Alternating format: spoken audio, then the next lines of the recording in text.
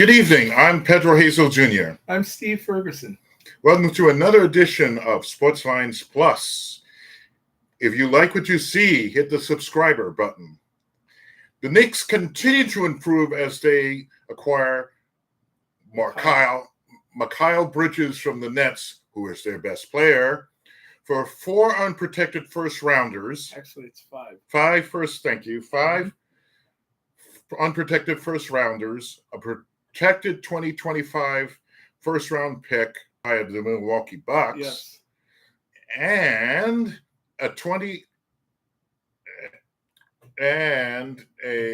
Knicks unprotected 2028 pick swap and a 2025 first-round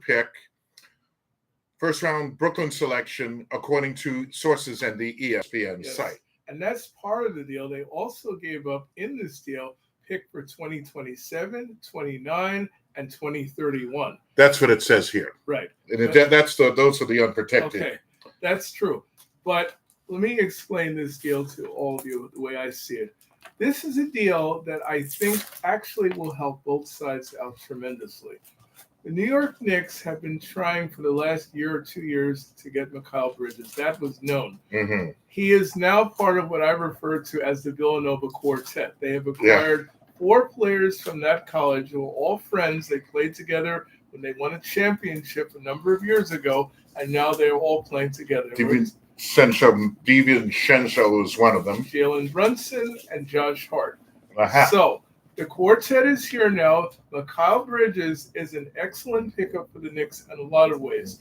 He averaged 19.6 points a game with the Nets last year, who was their top leading scorer. But what he also is an excellent defensive player. As a matter of fact, he was the runner-up in the NBA for defense 2023 as runner-up of Best Defensive Player of the Year. And he does not miss games. In the years we're talking about, 2022 and 3, he has played a total in his career of 474 games without missing a game. Ooh, so you are getting extreme durability. You're getting a talented player. You're getting a really good defender, and he opens the floor up even more, giving the Knicks defense and offense. Yeah. What this deal does for the Nets, it revamps their whole team because right now the only player they have of note, other than Bojan Bogdanovic, they got for the Knicks is Cam Thomas. I believe he will be a star player. He might be the lead player on that team now. But what they've acquired are in total 6 picks. So even if 3 of them turn out to be good, the Nets will be a much better team in a couple of years. Mm-hmm. But what the Knicks have done, they have gambled and said, we are trying to win a championship now. We needed to get another star player. And to that note, they also actually reacquired a very important player in the course of their defense. I was going to say OG Anunoby. Yes. They signed him for a 5-year contract. That's right. $212.5 million. Let me tell you, if you're a Knicks fan, that is the best news you could have heard in the offseason. Oh, yeah. Because he basically changed the defense around. Last year, the Knicks were near the bottom defensively in the NBA. I believe they were 26th in the NBA in defense until he arrived. You know where the Knicks finished defensively, points per game, Pedro? 2nd in the league, only to Minnesota by 1 point. Wow. They kept teams at 104 a game. Minnesota kept teams at 103 a game. But he is an incredibly important player. He made that much difference. He did. Because he can play every position on the court. The guard position, the forwards, the center. He covers everybody like a blanket. Yeah. So you add Mikhail Bridges, who's also known as a good defender, to the mix of what they have now. And you're looking at a team that may not be championship caliber, but probably will get a shot to play the Boston Celtics when we get to the semifinals. I was going to ask whether they were going to. I know they were that much closer to a championship, Absolutely. But I figured would they win it all now? I think they'd have a chance. I'm a little worried about their center spot because, unfortunately, in the midst of signing Bridges and Anunoby, somebody had to go as a casualty. Yeah. Unfortunately for the Knicks, it was Isaiah Hartenstein, who signed with Oklahoma City Thunder for 3 years at $87 million. The Knicks had not too shabby. No. The Knicks had a chance to get him, but their cap space was limited. They could Yeah. only sign him With for 4 Anunoby, years, Anunoby took a 72 lot of million. that, and Yes. then with Bridges is probably going to take a Yes. lot of that too. Yeah, those two took a lot of the money that the Knicks have, but in exchange, the Knicks have a chance to get a fairly decent backup center. There are guys on the list that I'm thinking of. Serge Ibaka comes to mind. I think, even though he's 6'8", 6'9", he's done one thing the Knicks haven't done. He won a championship with the Toronto Raptors. He was an excellent defender in his career, 3-time defensive NBA star. So I think the Knicks could certainly pivot to him as a backup center to Robinson, who it looks like is going to stay with the Knicks. But what he does differently than Robinson, he provides a decent outside shooting game, about 15, 18 feet from the basket. He defends well, he can block shots, and he rebounds, and he's a very efficient player. That's the kind of guy I think that Tom Thibodeau would probably like to have. Yeah. But there are some other people on the list too, not quite as well known, but names you've heard of. Certainly you've heard of Tristan Thompson, who played for the Cavaliers. He also has been a champion guy. I remember him from Cleveland. Yeah. There's a guy named Bismack Biyombo, and he has never quite lived up to the billing he got. But people need to remember he was the 7th pick in the draft 7-8 years ago. He played with the Sacramento Kings. He's been with a number of teams. He's a respectable center. There are a few other guys on the list too who may be able to help the Knicks, but I think they can probably look at going for certainly Serge Ibaka. I think that's a name that I would prefer. But there are some other guys on the list too. Remember Hassan Whiteside? He's an enigma. Remember that. He has talent. He can block shots. His shooting is a little erratic. He's not the best shooter from the foul line either. He gets in a lot of foul trouble, but he's very talented. There are nights where he'll get you 25, 30 points as a center, and there are nights where he's pretty much invisible as a center. So I think what the Knicks have to look for is a consistent guy who can play the position, back up Robinson. Robinson gets hurt a lot, so you need somebody who's durable, tough-minded, good defensively, and gives you a little scoring. That was my one concern with Isaiah Hartenstein. He was not a great scorer. Average 8.7 a game, pretty good on fast breaks, could block some shots, definitely play with a lot of heart and energy, but not a guy that you could count on for offense. So by getting Serge Ibaka, you would get somebody who at least would give you a little offense away from the basket, but he's also good going to the basket and a solid defender. So I think the Knicks probably will try to replace Hartenstein with somebody like Ibaka, but we have to see. We'll see. We'll see. One big shocker so far here, Klay Thompson leaves Golden State for Dallas, helping their lineup up. Absolutely. Yeah. Well, Klay Thompson had a great career, mostly with Golden State. Yeah. This past year, he really struggled until the last month of the season. Yeah. But I have a feeling that team needs somebody like that with experience, a leader, championship experience. Oh, He yeah. was a very good two-way player in his earlier days. Now, I don't know how much more he has left. I don't know if he's as good defensively, and people have said he's not, but he can give them some offensive help. Yeah. You saw Dallas in the finals. Yeah, they had Irving and they had Doncic, but I kept watching that team. I said, what else do they have that can help them? Tim Hardaway Jr. didn't play that much. No. And then the rest of the team they have is a very young team. Yeah. So by bringing in this guy with experience as probably the number 3 scorer on their team right now, that will help them. I can't see them going to another NBA final at this stage. They need more help than that. Yeah. But I think he would give them, let's say, 15, 17 points a game. Yeah. He probably would be the 3rd scorer, give them some defensive help, and give them a little more veteran experience, which I think they definitely need. Okay, moving on to hockey. The Florida Panthers win the Stanley Cup by beating the Edmonton Oilers 2-1 in Game 7 last Monday. The Florida Panthers had a 3-0 lead. However, Edmonton won the next 3 games to tie the series before losing to Florida in Game 7. Steve, what's your take on this series? This series was blowing my mind the way it changed. Florida dominated the Edmonton Oilers for the first 3 games. Yeah. They just blew them off the map. But all of a sudden, the first game that Edmonton showed real life was the game they had to win. They would have been swept in the series. Yeah. When they beat Florida 8-1 on their floor, on their ice. On their home ice. Then I said, this is interesting. Yeah. And then they beat them the next 2 games. And all of a sudden, we went from a series that was probably over with, we thought, in 4 or 5 games, to a real nail-biting, tough series. Florida looked dead the last 2 games before they won, and they just barely did. Nail-biter, yeah. And I believe, although Stuart Skinner, the goaltender for the Edmonton Oilers, is a pretty good goaltender, I believe if they had a Shesterkin or somebody like Bobrovsky, who's the goaltender for Florida, that could have been a different score. He was an incredible goal. I mean, this is a part of the reason the Rangers didn't get to the finals. This Bobrovsky, big goaltender who blocks almost everything. You have to shoot up high in this guy because anything down low, he's kicking out, he's diving, he's making all sorts of saves. But somehow Edmonton fought their way back, and you could say Connor McDavid, or as they refer to him, Connor McJesus, probably saved their series because he really played well the last few games. Yes, he did. He won the MVP. Yes, and he deserved it even though his team didn't win. His team, Leon Draisaitl, who was supposed to be his running mate in the series, really had a rough series, unfortunately, for Edmonton.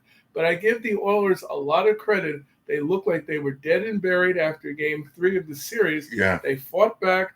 Something happened in Florida. They just didn't play well the next few games. Edmonton played aggressively. They started out shooting them. They cross-checked them. They hit them hard. And they attacked Florida in the way that I haven't seen any other team do it this year. So credit the Edmonton Oilers for pushing the series, but I think the better team won, and it was Florida. It was Florida, indeed. The first here, now on to the Mets and Yankees. Wow.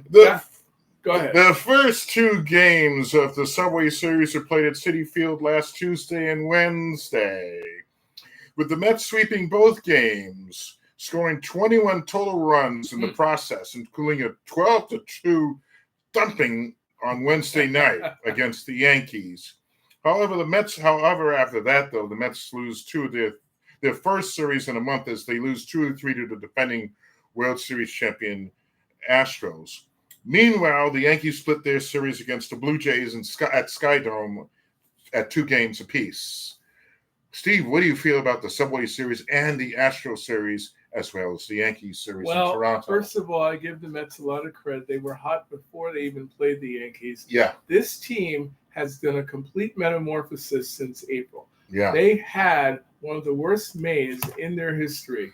Yeah. And then in June, I don't know, they had a meeting. Francisco Lindor's idea, it started working. J.D. Martinez, a guy that I wanted the New York Mets to get 3 years ago as a DH, because frankly, they didn't have a good DH for 3 years. This guy has galvanized the team. Yeah. People listen to him. He has taught them a lot of things about hitting.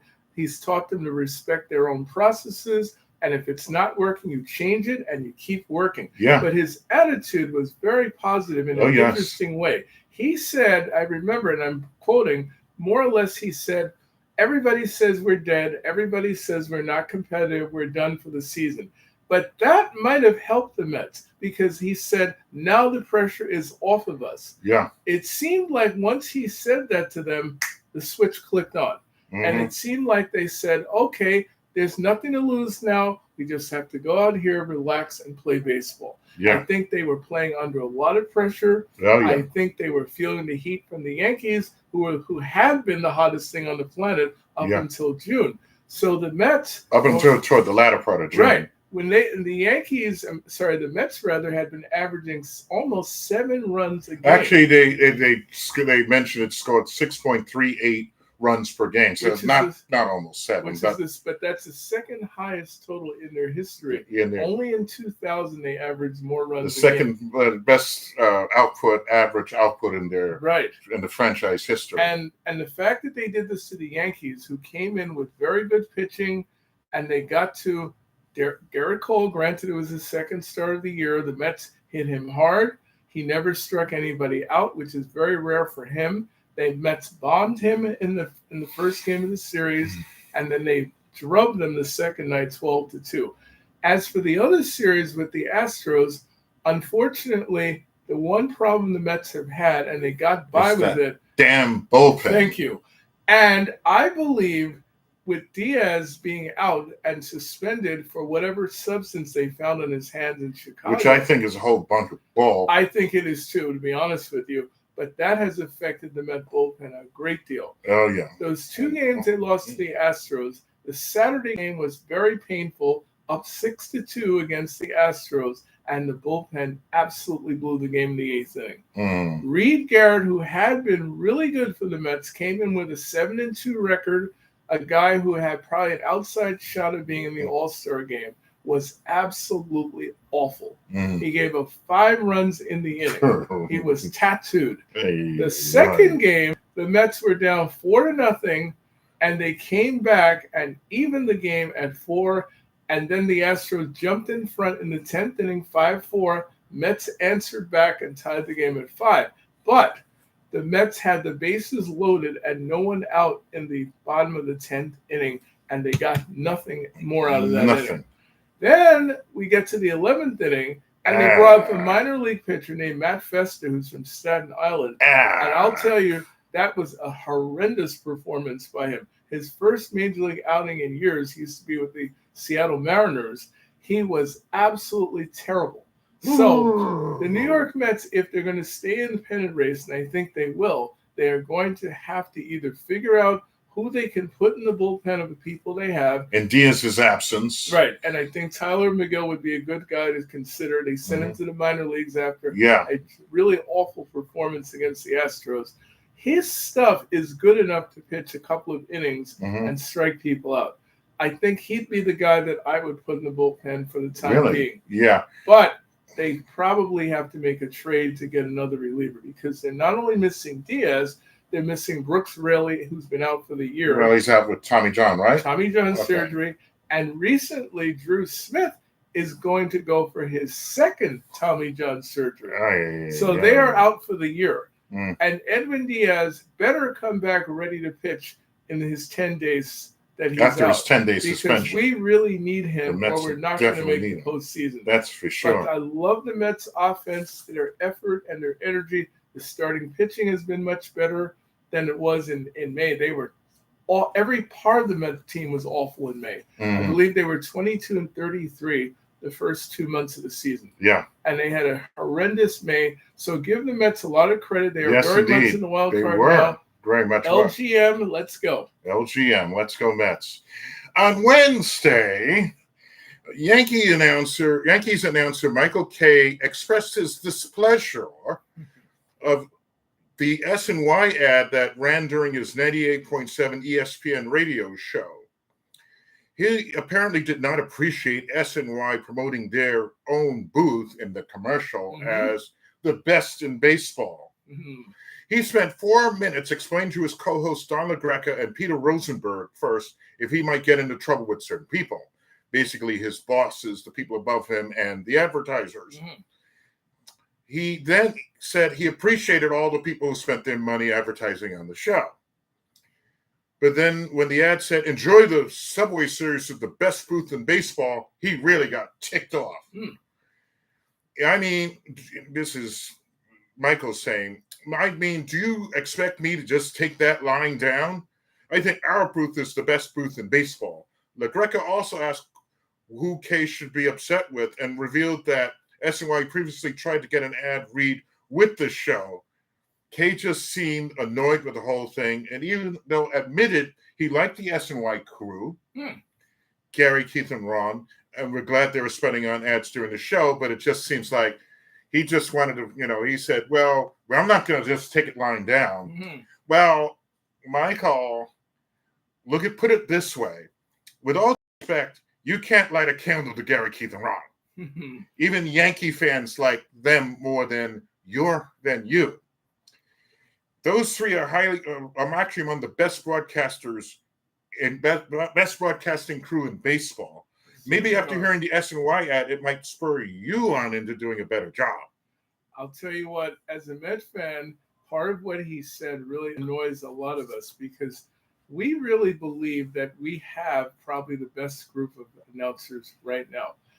I believe this group, this trio of Gary, Keith, and Ron is almost equivalent to the Bob Murphy, Lindsey Nelson, Ralph Kiner group. Oh, yeah. Oh, These guys come prepared. They have different styles of doing their game. Ron Darling is a very intelligent guy, Yale graduate, smart, funny, interesting. Keith Hernandez will give you a little bit of humor, funny, but very analytical when it comes to hitting. Ron knows pitching very well.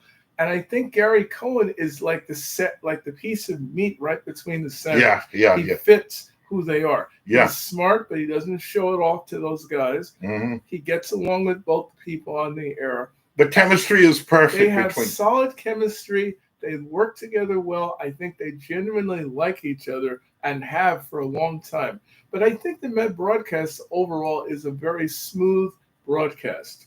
When I hear the Yankee announcers, when I hear especially Michael Kay, there's so much abundance of Yankee hoopla. Yeah. And there's too much Yankee homer. exaggeration. I mean, Rizzuto used to do that too, but Rizzuto seemed to have fun while doing it. Well, that's it. Rizzuto, by the way, and my dad and I used to listen to both of the broadcasts, but Rizzuto had a great sense of humor to go with it. Phil and Bill and their cannoli recipes. And he was funny. He would tell you he's leaving games in the middle of a thunderstorm. He hated them. He'd leave in the fourth, fifth inning. He didn't care who was working with him that day. But also what was nice about him, he would have dialogue with Bill White that was interesting and intelligent. Both of them were very funny. And Bill White used to joke with Rizzuto about him not being in the Hall of Fame, and it took him years to get in. Yeah. But they had a great chemistry, these two. Yeah. And that's what I don't hear on the Yankee broadcast. Oh, yeah. To their credit, they brought David Cohn in, and I think David Cohn would have been great either way as a Yankee or Met broadcaster. Yeah. They just brought Joe Girardi in recently, and those two get along very well. Yeah. And he caught David Cohn's no-hitter, by the way. That's right. They are friends. They know each other well. And I think they're going to add something to the Yankee broadcast that we haven't heard in a long time. Yeah. So, Michael Kay, before you criticize our group, look at how we do the show. Look how they do the show. Look how they do their broadcast. Stop the hoopla and the exaggeration. We know Aaron Judge hits home runs every day of his life. Yeah. He'll be the new Barry Bonds, clean, which Barry Bonds we found out was doing steroids. He'll be the clean Barry Bonds. He'll be the clean version of this guy. But I'm tired of the hype for all these Yankee players. Sure, Juan Soto's a great player. Stanton, when he's healthy, is a great player. But you know what? You haven't won a championship in almost 15 years. 15 years. And that's what Yankee people want. The Mets are a different story. We'll probably be, as they refer to, the stepchildren of the Yankees, unquote. But I will tell you this, we'll have more fun doing it than anybody on that Yankee broadcast does. For Steve Ferguson, this is Pedro Hazel Jr. saying good night. And if you like what you see, press the subscribe button. Anyway, we'll be back between February 15th, July 15th and July 20th for our next show. Anyway, good night. Good night, guys.